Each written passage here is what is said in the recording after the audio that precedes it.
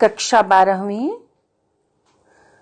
हिंदी द्वितीय सत्र और काव्यखंड, जिसमें से इस बार आपके कोर्स में मलिक मोहम्मद जायसी का 12मासा काव्यखंड भी आएगा। सबसे पहले हम उनके जीवन परिचय को समझ लेते हैं। मलिक मोहम्मद जायसी का जन्म सन 1467 ईस्वी में हुआ था। वे उत्तर प्रदेश के जायस नामक स्थान के निवासी थे, अतः उन्हें जायसी कहा जाने लगा। स्वयं जायसी जी कहते हैं कि जायस नगर मोर अस्थानो, नगरक नाव आदि उद्यानो, तहाँ देवस 10 पहुने आयो, भा बैराग बहुत सुख पायो। अर्थात वो खुद बताते हैं कि मैं जायस नगर का रहने वाला हूँ। इतिहास में इस चीज का पूरा साक्ष्य है। जायसी जी भक्ति काल के प्रेम आश्रयी शाखा के कवि थे। पद्मावत इनकी सर्वाधिक लोकप्रिय कृति है। जो हम उनकी कविता पढ़ेंगे, जो काव्य पढ़ेंगे, वो किस पुस्तक से लिया गया है? पद्मावत से। इसके अतिरिक्त उनकी 21 कृतियां हैं, जिनमें अखरावट, आखिरी कलाम, कहरनामा, चित्ररेखा, कान्हावत प्रमुख हैं। जायसी जी की भाषा में अरबी, फारसी सहित कई क्षेत्रीय भाषाओं व बोलियों का प्रयोग दिखता है। माना जाता है कि इनको अमेठी के राजा का संरक्षण प्राप्त था। प्रचलित मान्यताओं के अनुसार इनका देहांत 1558 में हुआ। अब हम 12मासा कविता का सारांश पढ़ेंगे कि इस जो पूरी कविता दी गई है उसका क्या सार है। यह काव्यखंड मलिक मोहम्मद जायसी की प्रसिद्ध कृति पद्मावत के 12मासा से ली गई है। इस पद्यांश में कवि ने मार्गशीर्ष, पौष, माघ तथा फाल्गुन माह में राजा रत्नसेन की वियोग पीड़ा में संतृप्त रानी नागमती की दशा का मार्मिक निरूपण किया है, अर्थात चित्रण किया है। जितने भी आपने बच्चों ये देखा, मार्गशीर्ष, पौष, माघ तथा फाल्गुन, ये सब हिंदी के महीने हैं जो सर्दी का महीना होता है। और राजा रत्नसेन उनके पति हैं नागमती के, उन्हें छोड़ करके कहीं दूसरे शहर में हैं। उनकी विरह में नागमती कितनी परेशान है, इस चीज का इस कृति में, इस काव्यखंड में वर्णन किया है जायसी जी ने। अगहन मास के बारे में उन्होंने बताया कि ये बहुत अगहन महीने में जो ठंडी की रातें होती हैं वो बहुत बड़ी होती हैं, दिन छोटे होते हैं और भौरे और कौवे से प्रियतम तक उसकी दशा का संदेश पहुंचाने की विनती करती हैं। वो नागमती अपनी बात को संदेश को किससे भेज रही हैं? भौरों और कौवों के माध्यम से। उसके बाद दूसरे एक महीना पूस की ठंड आती है। पूस का महीना और भी ठंड का होता है। नागमती को गर्म कपड़े भी पहनती हैं वो, फिर भी उन्हें कुछ भी अच्छा नहीं लगता। बिस्तर भी बर्फ के समान ठंडा लगता है। माघ माह में पड़ने वाला पाला, अब पूस के बाद माघ का महीना आ जाता है, नागमती के शरीर को मृत प्राय बना देता है। माघ जो बहुत ही सर्दी वाला और ज्यादा सर्दी होती है और उनकी आंखों से अश्रुधारा निकल रही है। उसके बाद फागुन का महीना जाता है जो होली का त्योहार होता है। लोग रंग खेल रहे होते हैं, लेकिन नागमती का जीवन बहुत ही बेरंग और रसहीन बना हुआ है। इस तरह का इसमें इस कविता का पूरा सारांश है, जिसको हम उसकी कविता को भी पढ़ेंगे और उसके बाद उसके भावार्थ को अच्छी तरह से समझेंगे। कविता के भावार्थ को हम समझते हैं। अगहन दिवस घटा निसि बाढ़ी, दूभर रैन जाय की मिगाढ़ी।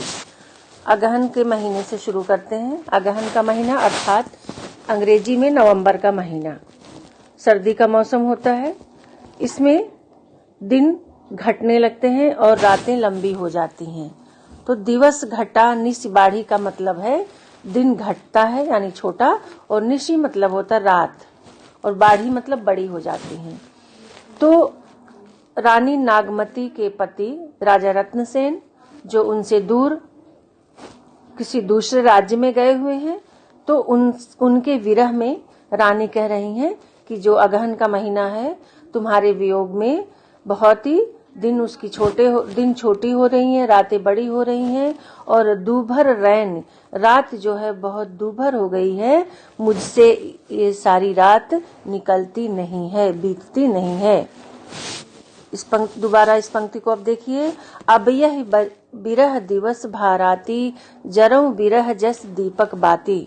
रानी कहती हैं कि तुम्हारे विरह में, तुम्हारे वियोग में दिन और रात सब मुझे दुखी कर रहा है, मेरा कहीं भी मन नहीं लग रहा है, और मैं उसी तरह से जरऊं मतलब जलती हूँ, जैसे वियोग में, तुम्हारे प्रेम में, तुम जो मुझे छोड़कर चले गए हो, इसकी वजह से मैं वैसे ही जलती हूँ जैसे दीपक और बाती जलती है।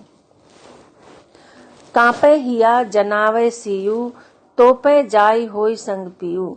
कहती हैं कि बहुत सारे कपड़े वगैरह पहन लिए हैं, फिर भी कांपे हिया, हिया माने हृदय, और कांपे मतलब कांप रहा है, ठंड से, सर्दी से मेरा पूरा शरीर, मेरा पूरा तन मन कांप रहा है, और ये तभी जाएगा, मेरी सर्दी तभी जाएगी जो होई संग पीयू, जब मेरे साथ मेरे प्रियतम होंगे। अर्थात जब रानी नागमती कहती हैं कि जब तुम वापस आओगे तभी मेरी सर्दी जाएगी, तभी मैं ठीक हो पाऊंगी।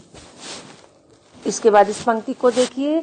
घर घर चीर रचे सब काहू, मोर रूप रंग लेगा नाहू।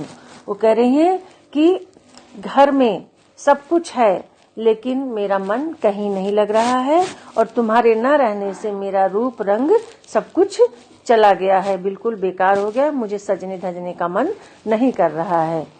फिर कहती हैं, पलट तबहुरा गा जो बिछोई, अब बहु फिरे फिरे रंग सोई।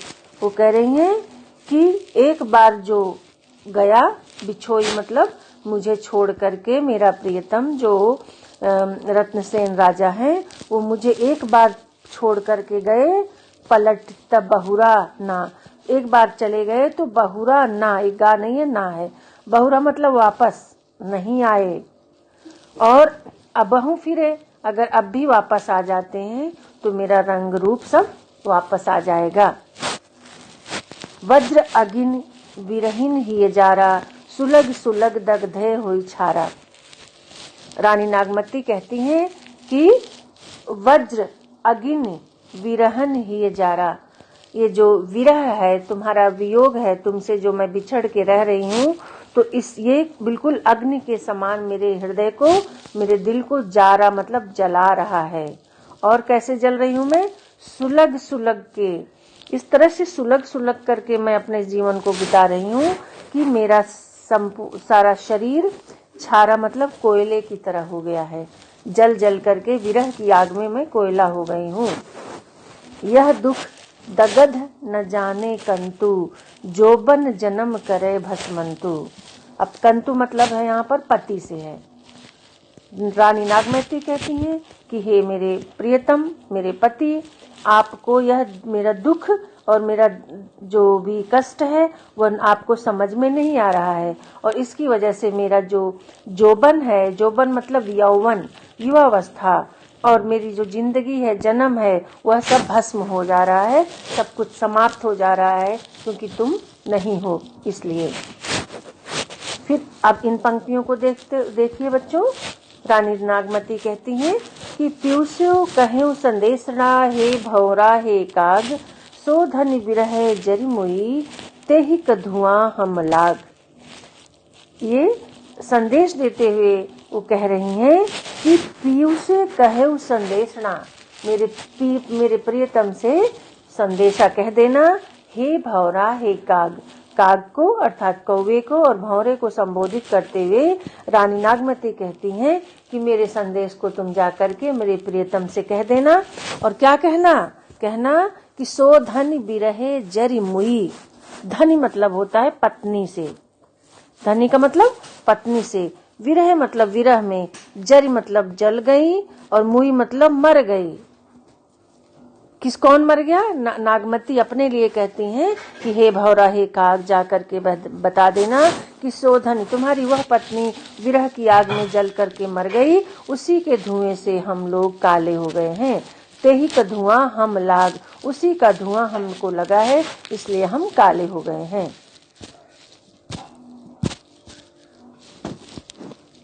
अलंकार हम इसमें देखेंगे कौन कौन से हैं। घर घर में और सुलग सुलग में पुनरुक्ति प्रकाश अलंकार है। फिरे फिरे इसमें यमक अलंकार है, क्योंकि एक ही जैसे शब्द 2 बार आए हैं और दोनों का अर्थ एक ही है, तो यहाँ यमक होगा। उसके बाद दुख दगध और जोबन जन्म, इसमें अनुप्रास अलंकार है। तो इस तरह से आप अलंकार का भी ध्यान रखिएगा बच्चों।